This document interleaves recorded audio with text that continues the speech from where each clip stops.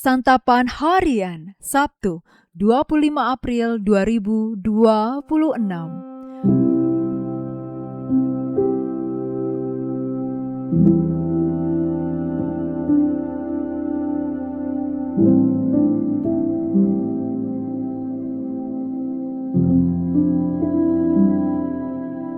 Inilah program Santapan Harian, sebuah program yang mengajak Anda menelusuri isi Alkitab, agar Anda menemukan makna firman Tuhan sesuai dengan konteksnya. Santapan Harian tertuju bagi Anda yang ingin memiliki kehidupan rohani yang segar, kuat, dan sigap. Hari ini kita akan membaca Hakim-Hakim pasal yang ke-9 ayat 22 hingga ayatnya yang ke-49. Namun kita akan membacanya pada ayat ke-34 hingga ayatnya yang ke-45. Sebelumnya, mari kita berdoa. Ciptakanlah hati yang bersih di dalam diri kami ya Allah, dan perbaharuilah roh yang teguh dalam diri kami saat kami membaca firman-Mu. Di dalam Kristus Yesus kami memohon. Amin. Hakim-Hakim 9 ayat 34-45. Lalu Abimelek bersama seluruh rakyatnya berangkat pada waktu malam dan melakukan pengadangan dalam 4 pasukan terhadap Sikem. Ketika Gaal bin Ebed pergi keluar dan berdiri di depan pintu gerbang kota, keluar pula Abimelek dan rakyat yang bersamanya itu dari tempat pengadangan. Ketika Gaal melihat rakyat itu, berkatalah ia kepada Zebul, "Lihat, ada orang banyak turun dari puncak pegunungan." Jawab Zebul kepadanya, "Itu bayang-bayang pegunungan yang kau sangka manusia." Kata Gaal sekali lagi, "Lihat, ada orang banyak turun dari gunung pusat negeri, dan satu pasukan datang dari jalan pohon Tarbantin Meonenim." Jawab Zebul kepadanya, "Sekarang mana mulutmu yang mengatakan siapa itu Abimelek, sampai-sampai kita menjadi hambanya? Bukankah ini orang-orang yang telah kau hina? Majulah sekarang, perangilah mereka." Lalu Gaal memimpin di depan warga kota Sikem dan maju memerangi Abimelek. Tetapi Abimelek mengejarnya dan ia melarikan diri dari hadapannya. Banyak orang yang tewas bergelimpangan sampai di depan pintu gerbang. Adapun Abimelek tinggal di Aruma, sedangkan Zebul mengusir Gaal dan saudara-saudaranya, sehingga mereka ini tidak dapat tinggal di Sikem. Keesokan harinya orang-orang kota itu pergi ke ladang.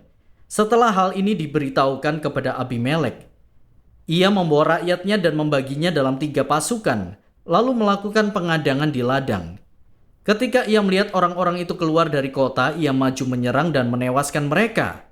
Abimelek dan pasukan yang bersama dia menyerbu dan menduduki pintu gerbang kota, sedangkan kedua pasukan lainnya menyerbu dan menewaskan semua orang yang ada di padang. Sepanjang hari Abimelek memerangi kota itu. Ia merebut kota itu dan membunuh orang-orang di dalamnya. Kemudian kota itu dihancurkannya dan ditaburinya dengan garam.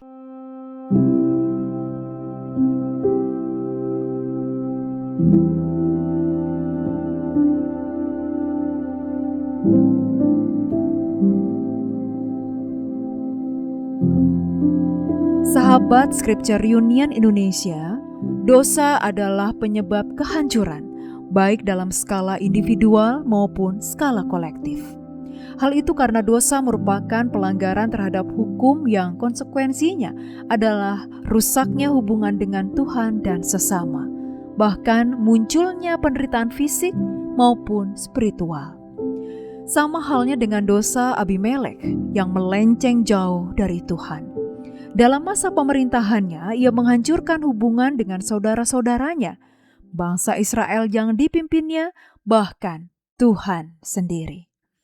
Maka Tuhan tidak tinggal diam. Ia membangkitkan permusuhan antara Abimelek dan warga kota Sikem.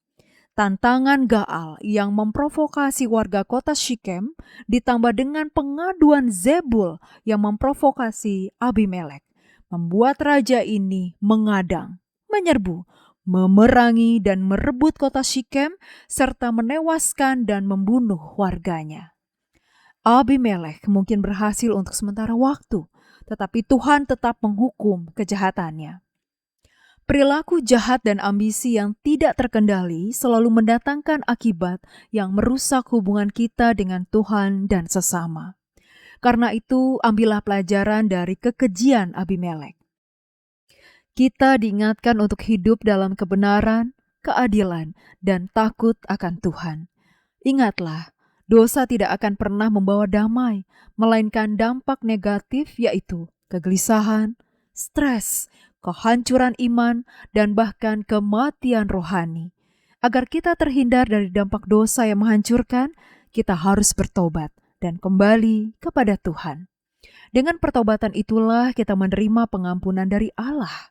Hubungan kita dengan Tuhan dipulihkan, dan kita menikmati hidup di jalan yang benar.